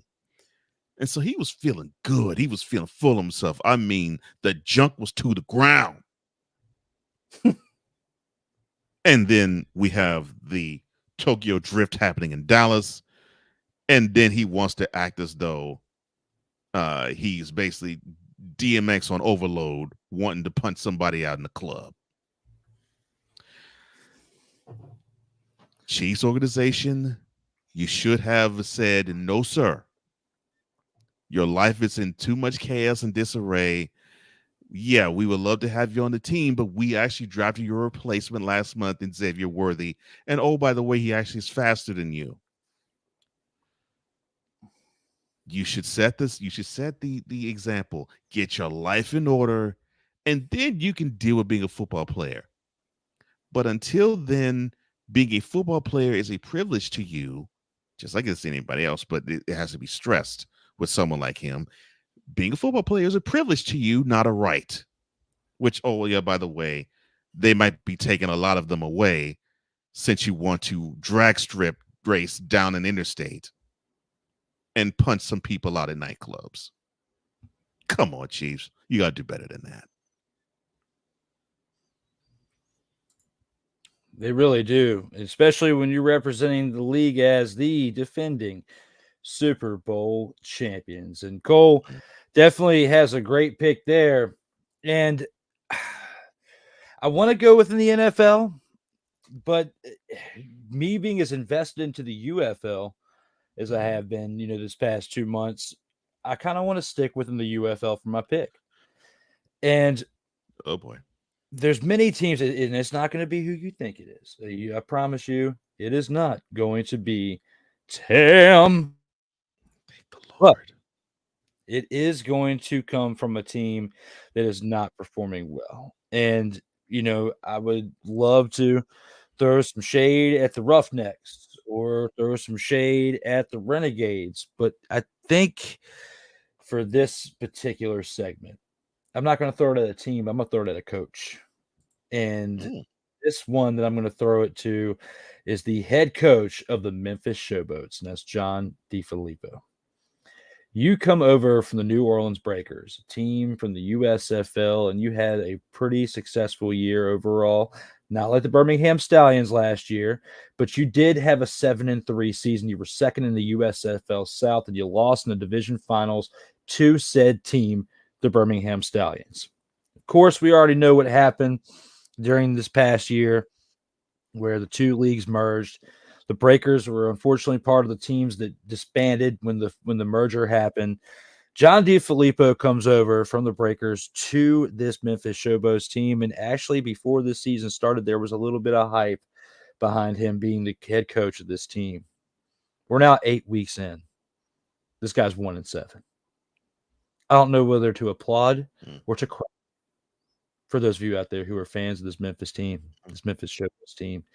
When you got names like Vinny Papali and other names up there, that have some clout on your team, you have put up some decent statistics in the past. You are known as the Memphis Showboats. You've been around since pretty much all three phases of the USFL or UFL now, or what do you want to call it with the merger? Memphis Showboats. John DeFilippo. Look at this man's resume, Cole Johnson. This man's resume is not anything to get excited about. He does have a Super Bowl championship, but he was the quarterback's coach for the Philadelphia Eagles when they won that Super Bowl with Nick Foles. And I promise you that John DeFilippo wasn't the one who made a difference in that, whether they won the Super Bowl or not. He was along for the ride, kind of like how Carson Wentz was, kind of like how Drew Bledsoe was. They're just along for the ride for the Super Bowl ring. From that point forward, his career took off, became an offensive coordinator after that for the Vikings. Didn't succeed. Was fired after that year. The next year goes to Jacksonville as the same position, hired for offensive coordinator in 2019. Absolutely sucked and got fired. The following year, went to the Chicago Bears in 2020, COVID year. Was the quarterback's coach, had a subpar year, better than his previous 2 years where he absolutely sucked with the Vikings and Jaguars. But in 2021, he was elevated to the passing game coordinator and quarterback's coach, along with the previous title he had with that previous season in 2020. Then he takes a year off after getting relieved of duties in 2021 to be part of the revamped USFL for the New Orleans Breakers and become their head coach. And, of course, we know that he was 7-3 in that year. And now with the Memphis Showboats, 1-7.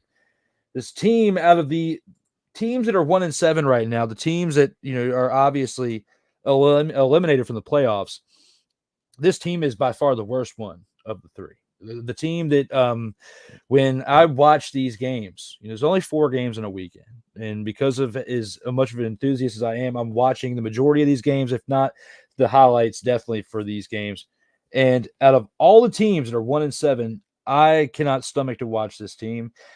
I want to stab myself in the eye with a spork when I watch this team. And I do feel that way because of watching the play calling by said John DeFilippo and his offense. It is an absolute dumpster fire. When you look at your offense right here, your team is putting up barely, again, 40 rushing yards on 16 attempts in this past weekend. And that's not even the worst stat line we've talked about for your rushing numbers in a game during the season.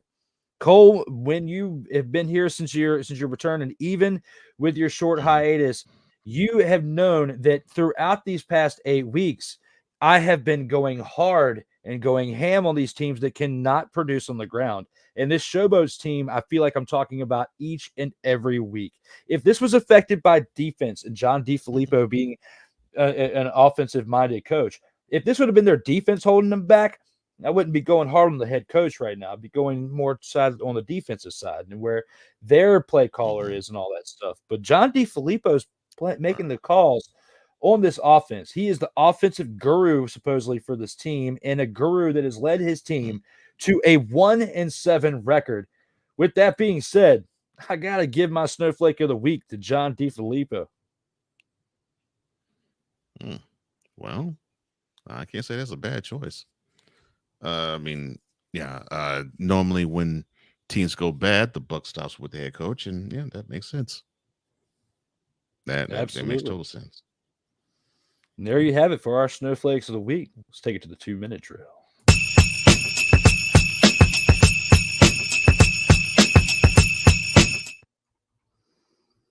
Total football talk.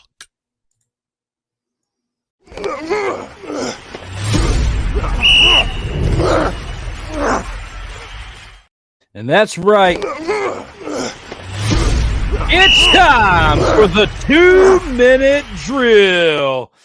And with the 2-minute drill, we have 4 games to talk about this upcoming weekend. Let's throw a little bit of awesome graphics up there for you real quick. UFL Week 9, St. Louis Battlehawks travel to Arlington to take on the Renegades, 12 o'clock p.m. Eastern time on Saturday on ABC. You can also see the Birmingham Stallions travel to San Antonio to take on the Brahmas at 3 p.m. on that Saturday, as well on ABC after the first game, which makes sense. You can watch Game 1 and Game 2. But what doesn't make any sense is you'll have to check your local listings for Sunday because both games are played at the exact same time, Cole. You got the DC Defenders traveling to Memphis to take on the Showboats, a team that I just went hard on for my Snowflake of the Week. That game is at 2:30 on Fox, as well as the other games at the same time on the same station as the Michigan Panthers travel to Houston to take on the Roughnecks. Both games, same time. Check your local listings, but 4 games as we are pretty much down to only 8 games left in the regular season. When you put it all in perspective and you think about the teams that we have this weekend, starting off with the St. Louis Battlehawks, who are 6-2, taking on the 1-7 Renegades. Do you think if A.J. McCarron is out in this game again, that the Renegades have a chance to get their second win of the season? Ooh. Yeah. I believe they do. Like I said in opening drive, the Renegades seem to just be having the problem of not putting together that one extra play, that one play that puts them over the top, except for the one win where they actually did, and then some, put forth a whole lot of effort. But yeah, I think they have the ability to upset the Battlehawks should they be sans A.J. McCarron. I agree with you too, especially with how scrappy this team has been. Luis Perez is still hanging in there each and every week. Yeah. Without their leader for the Battlehawks, Luis Perez, if that backup quarterback on the other side, old Manny, throws any type of picks, makes any type of mistakes when it comes to Manny Wilkins, he will be handing this game and this victory over to the Renegades. Who's giving them the business? Looking up at our next game on the 2-minute drill, the Birmingham Stallions, who are undefeated at 8-0, the only remaining undefeated team that has 15 consecutive wins dating back to last season, taking on the San Antonio Brahmas, who are 6-2, Saturday at 3 p.m. Eastern time on ABC. Who do you think wins this game? Do you think that this is the last opportunity between these last 2 weeks that we could potentially see an upset? Do you think the Brahmas can get it done, considering how Dormady's been playing, throwing over 300 passing yards, has been making smart decisions? Do you think that the Brahmas have a chance here at beating the Stallions at home? Yeah, I do think they have a chance. I do like their chances. But the fact that the Stallions only beat the Roughnecks by 7 points, I think would actually make you say, I think they want to prove to a team with a similar record as what the Brahmas have, just like they did with the Battlehawks, that on their turf, they're the better team. So I like the chances of the Brahmas. I do think, though, the Stallions are still just a wee bit better and a wee bit more cohesive, definitely on the offensive side of the ball, than the Brahmas, and the defense is pretty solid too. I think that's going to be probably where this game is going to be decided, which defense actually imposes their will on the opposing offenses more. I like the Stallions just a little bit better. I like the Stallions too. I mean, they're 8-0 for a reason. They have those consecutive wins for a reason. They have been as dominant on all 3 phases between offense, defense, and special teams all year round for a very valid reason. And I don't care if the Brahmas play Tam. They are not going to get the ball and move it and move the chains with Tam. If you put them in the game, you're losing by 15. If you don't put them in the game, you have a chance to win this game. Who's giving them the business?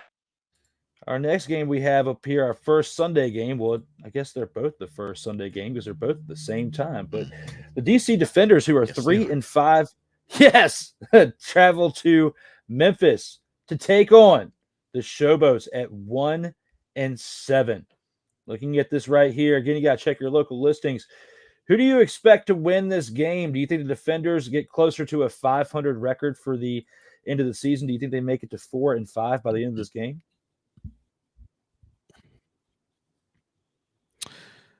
I think they do. I think they will. Just simply based on the fact that the Showboats are horrible. I mean, they I don't know if they have, unlike the Renegades, I don't know if they have what it takes to put together a solid game, really. And you got the Defenders, who I believe can and will and probably sleepwalk to victory. Because I just believe all they have to do is just play more cohesive, and if they can, I think they can walk out of Memphis 4-5. Oh, my brother, testify. I'm 100% behind you on that one, not because of the DC Defenders themselves, but because they're due a victory against a very, very bad team. If they lose to this Memphis Showboats team, it'll speak volumes for how bad they are, and that's why their season has been a dismal one in 2024. Hey, who's giving them the business? And for our last game of the week, same time, not same place as the previous game that we were talking about. So again, check your local listings. But the Michigan Panthers, who are 6-2, travel to Houston, take on the Roughnecks, who are 1-7. Based on how this Roughnecks team played against the Stallions this past weekend, do you think that they have a chance to beat the Michigan Panthers and make them drop to 6-3 going into the playoffs? I think they can. I really believe they can. I think the Roughnecks have turned a corner. I think they are going to give the Panthers a real good run for their money. I'm so glad that we get a chance to watch a team that's as solid as they are.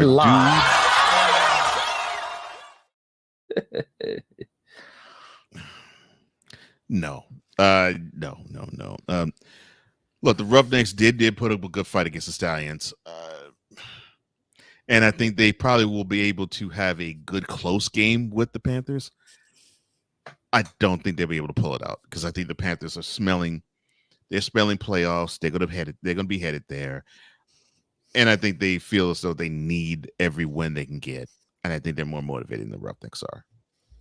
I think Jake Bates becoming humanized or humbleized, with that 51-yard miss this past weekend, even though it's not his first miss of the season, missing that one and that type of field goal on that stage at that place can definitely humble you a little bit. And with that being said, I'm going to have to agree with they'll bounce back. They're going to get this victory. They're going to leave this game 7-2, and the Roughnecks, unfortunately, are going to fall to 1-8. Hey, who's giving them the business? And now, let's take it to the postgame.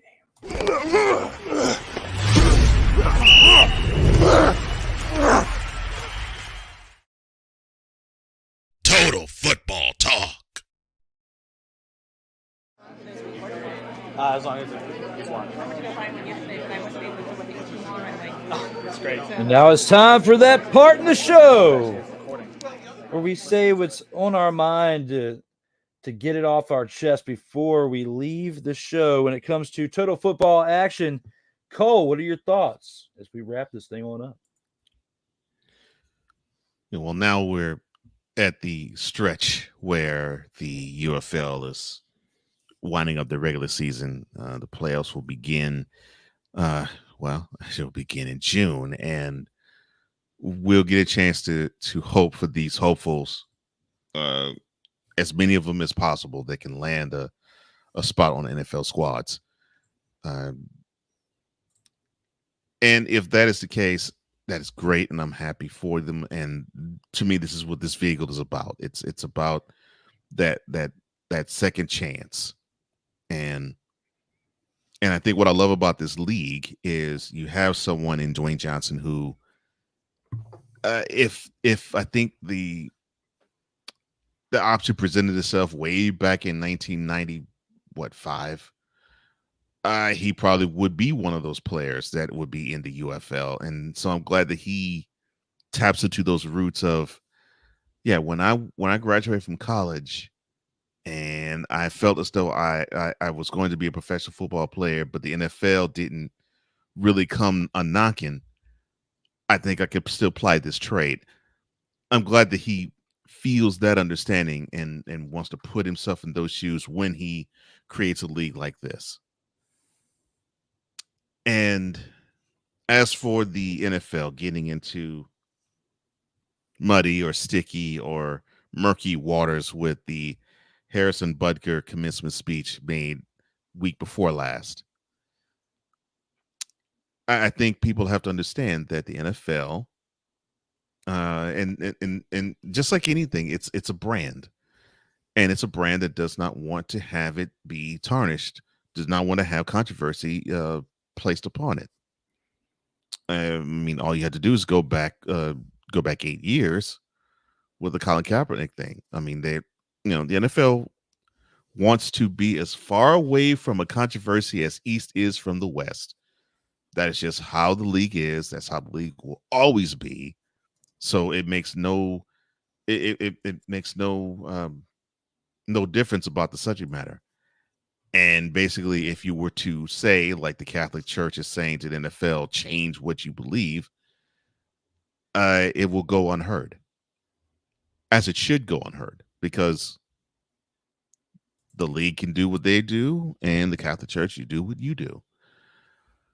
Bottom line, though, is the NFL has its own set of problems. I mean, they don't know if they want to expand overseas or not. They don't know if they want to. They don't know if they want to strike or have lockouts, because they don't know if players are going to be wanting a bit more of the bag. And now we're seeing the quarterbacks getting a good chunk of the bag. And you're hearing more people saying, well, that person doesn't deserve that money, in terms of Jared Goff. And then there is, of course, the issue of concussions. The league now is actually saying, yeah, you know what? You know those pads that we said that you can wear in preseason practices? Now you can actually wear them in the games, and not just preseason either. So the league has a lot on its plate to not deal with other types of controversies that, to me, is easy for them to handle. It's look, my name is Wes, and I ain't in this mess. So you have to understand, the NFL has more fishes to fry than that.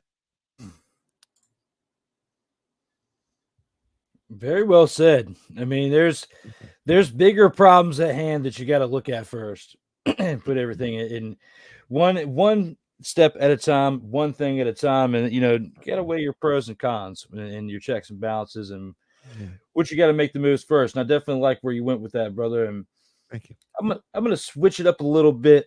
All right. And because I don't want to piggyback, I piggybacked on some of the things you said this episode. I want to piggyback on everything, but I am going to go into the NFL, and we're going to talk about a loss of a legend there yesterday for the Raiders. Jim Otto, the legendary Raiders center, passed away. You look at his career; he played 15 seasons in the AFL/NFL with the Raiders. From 1960 to 1974, he was an AFL champion in 1967. 9-time first team All NFL from 60 to 65, as well as 67 to 69. First team All Pro in 1970, second team All Pro in 1972, second team All NFL second team All AFL in 1966. Before the Pro Bowl, they had the All-Star games, and for the AFL All-Star selection, he was consistently from 1961 through 1969. 1970 was the first year of the NFL Pro Bowl after the merger between the NFL and the AFL, and he was a consistent 3-time Pro Bowler from 70 to 72, 2 years before he ended up retiring. He's part of the NFL 100th anniversary all-time team as a center and the AFL all-time team as well. He played in 210 games, started in all 210 of those games, and has 3 fumble recoveries. Jim Otto, legendary player for the Raiders, 86 years old, lived a very long life. and achieved some things and was a part of, the group of men that laid the footprint for how the NFL would evolve to what we have today, as far as from the merger on. We have the pre-merger era and so forth, and he was part of that groundbreaking era. A lot has changed from the time that Jim Otto has played, but he is a legendary Raider.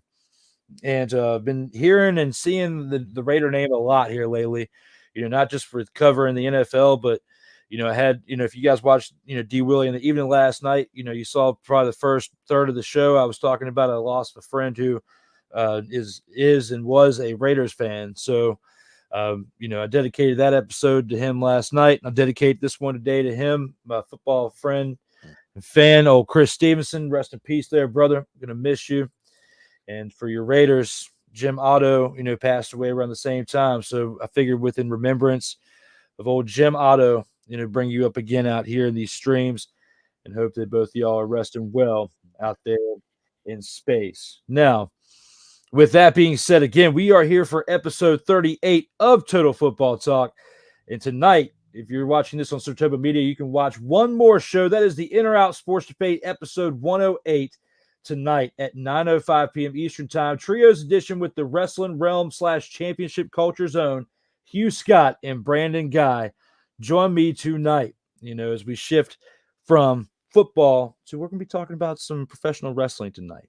A little bit of basketball, mainly professional wrestling. But, with football, I've enjoyed this great episode again with my man Cole Johnson. As always, 38 episodes are in the books as we are rounding it out here. You can see the information there at the top. If you guys want to make a donation, you can throw us a little tippy over there at Cash App if you want to do that, as well as you can check us out here on our social media platforms. Here is mine. Yes, the flow code is still in action, but still working with it. Need to go and adjust one more thing, but I keep forgetting to do it. But with Cole Johnson, he is on top of his game. He's had his flow code for like 17 years. You can go to his link right here and hook my man up. Check it out, his social media platforms. But it's always an honor, joy, and privilege to share the streams out here with my man Cole Johnson, the mad scientist behind a lot of the projects that you see, between us and our colleagues out here with the intros and the outros.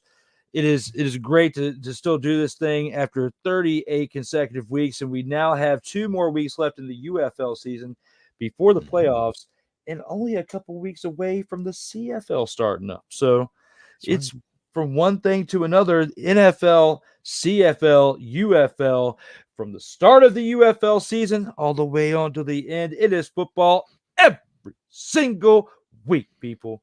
And I couldn't do it without you guys out there in the streams, as well as my man Cole Johnson to my side. So already looking forward to next Monday, which, as we previously discussed, it's going to be a different time next Monday for Memorial Day, 12 o'clock noon to 2 p.m. Because unfortunately, if it's settled many months ago, I have to work that night. So we will be here at a special time next Monday on Memorial Day. But before we get on out of here, there is one famous statement that my man has to give us to set us on out the door right here. And I'll leave it to you there, brother. All right. Well, thank you, sir. I appreciate it. Again, I will echo those sentiments that my brother Drew has laid out. Thank you for liking. Thank you for sharing. Thank you for commenting, all of you, the TFT tribe. And thank you for subscribing in. Thank you for hitting the notification bell so you can catch all content that comes from the SIRTOBA Media YouTube channel or the COMI Media YouTube channel. We totally appreciate the love and the support. Thank you very much. For Drew Willingham, I am Cole Johnson, here to say in parting, as we always do. In life, just like a tackle, keep your head up. And always remember, you got to play until the whistle blows. And as always, stay safe out here in these streets.